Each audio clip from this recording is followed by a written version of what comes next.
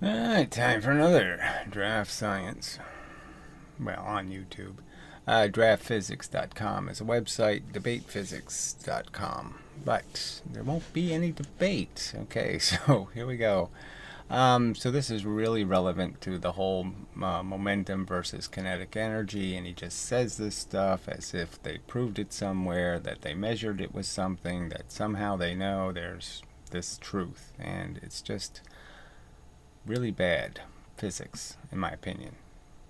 It's seen. Voltage is to electrostatic potential energy the same way that height is to gravitational potential energy. So it's really not, in the sense that there's no kinetic component. So if you said it's the same as momentum, then you'd have a rational argument. V in voltage amps is the same as velocity and mass. That parallel is reasonable. This parallel is nonsense. If you take a ball and you roll it up a hill, you have stored gravitational potential. Oh, I don't know. Am I showing this? Yeah, I got a computer's working a little buggy. Yeah, it's okay. All right. So this is just wrong. Energy, MGH. So he's saying there's twice as much stored energy, going half the height. All right, but that's not how it is. It's not the truth, in the sense that it won't go twice the speed, it won't weigh twice as much, it won't be in the gravity twice as long, it won't do any of the things it needs to do to be twice anything. Mass of the ball times the acceleration of gravity times the height of the hill.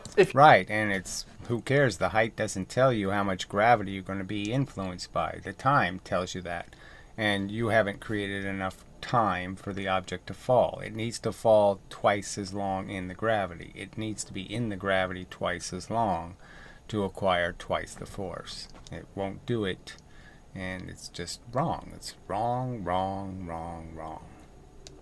If you let the ball go and roll back down the hill, that's the amount of kinetic energy it will have. Says you. So again, they just say this is the truth. It has twice the kinetic energy, even though it's not going twice as fast, even though it doesn't weigh twice as much, and even though it wasn't in the gravity twice as long. So if it was an orbiting body, if it was flying by the Earth, okay, there's no way it could bend this amount, so it doesn't fit. It doesn't fit with what gravity is, which is a time-dependent force, not a distance-dependent force. So we'll let him finish, and then I'll show my little picture, and that'll be it.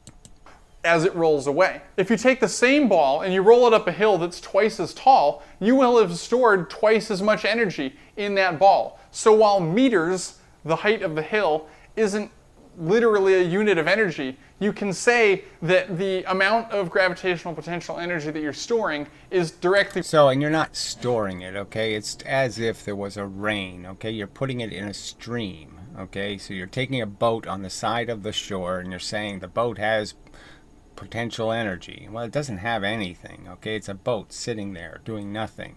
And you're going to put it in a stream of energy, and then you're going to say how long does it take for the stream to give it energy, and the stream has to give it energy. The stream is going to lose energy to the boat. The water molecules are going to move slower because the boat's in the water, and it has to push it. It has to give its momentum to the boat. All right, and that takes time, and the fact is you don't have enough time here to have twice the energy. You're not going to fall long enough in the gravity to collect enough gravity to go twice as fast or to weigh twice as much. Proportional to how high did you push the ball. Replace the height of the hill with a voltage and replace... So again, it's just a wrong analogy. It doesn't fit. It doesn't work that way. It's not the same. So for the voltage is one story, gravity is a different story. So it's a really bad analogy because gravity doesn't work that way. Amperage and volts are working based on momentum. There's no squared function. There's no kinetic volts. There's no kinetic watts. So it's never applicable. All right. And in gravity, it is. Momentum is different than this fake kinetic energy stuff.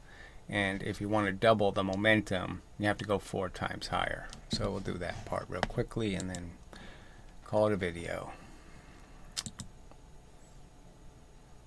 Alright, simple enough drawing. Facts are kind of glaring and obvious that if you drop something from 1 unit of distance versus 4 units of distance. So from 4 units of distance, you'll get 2 full units of force. One here, okay, 1 unit of time, and the same unit of time, you'll get this entire thing here. All right, and that's the doubling of your force. This is exactly the same time as this. This speed is going to be the same speed as you got here, okay? So the drop speed here and the speed here is going to be exactly the same. So your final voltage here is the same as your voltage here, 1/4 of the distance. So 1/4 of the distance, you're going half this total speed you'll get. You're only going to have 2 times the speed here, the velocity. And you had to drop 4 times the distance, because the only way to get 2 units of time in, 2 units of stream pushing you, it's that simple, really. It takes time for the stream to push your boat. You'd have to be in the stream long enough to get it to push your boat. You're not going to go twice the speed until you've been in the stream long enough to be moved, to have the transfer take place between the gravitational force and you. And it's a completely time-dependent force, and so going half the distance, twice the distance, won't get you anywhere near twice the velocity. It won't get you near twice the weight, and you won't be anything near twice the time in the gravity. And those are the real facts, and all of this stuff they talk is talk, and it's cheap and unworthy of purchase. So keep it short.